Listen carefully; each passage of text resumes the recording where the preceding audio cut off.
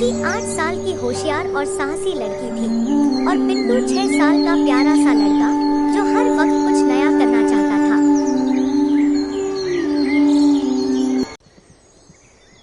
चिंकी मैदान में खेल रही है, पिंटू उसके पीछे भाग रहा है।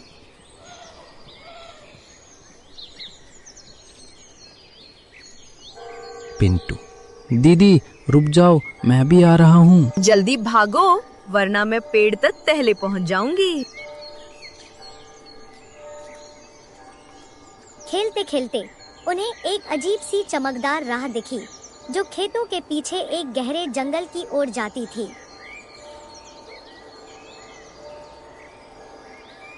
दीदी वो देखो, वो रास्ता तो चमक रहा है। हाँ, लगता है जैसे कोई हमें बुला रहा हो। चलो ना, थोड़ा सा आगे देखते हैं। और फिर दोनों उस चमकते रास्ते पर चल पड़े, नीलकंठ जंगल की ओर। जंगल के अंदर हर चीज जादुई थी। पेड़ फुसफुसा रहे थे, रंग बिरंगे पक्षी गा रहे थे।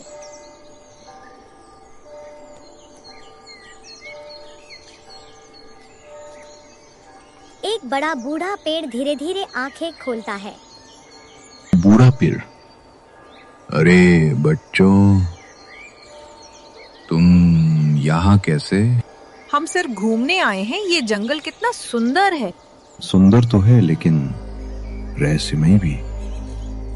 ध्यान रखना, सब कुछ वैसा नहीं जैसा दिखता है।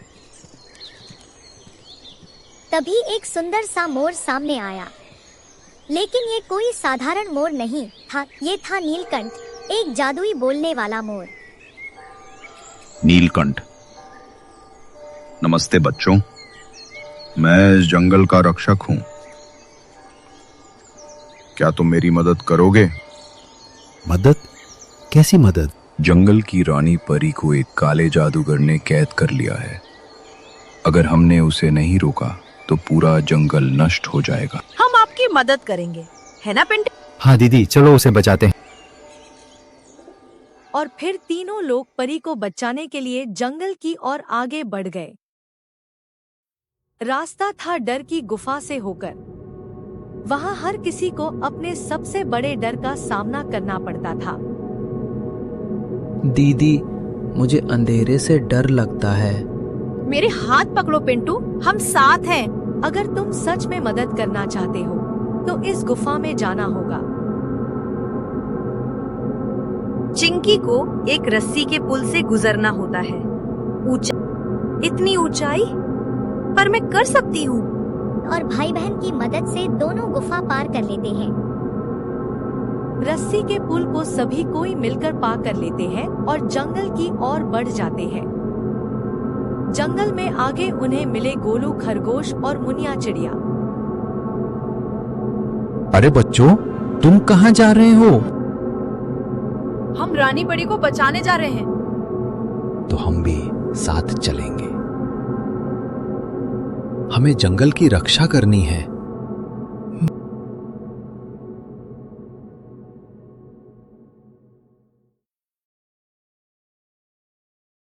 वे सब मिलकर काले जादूगर के किले तक पहुँचे। काला जादूगर, तुम छोटे बच्चे मेरा क्या बिगाड़ सकते हो? हम अकेले नहीं हैं, हमारे साथ पूरा जंगल है। और सच्चाई की शक्ति सबसे बड़ी होती है। नीलकंठ अपने पंख फैलाकर रोशनी फैलाता है। जादूगर की शक्ति कमजोर होती है।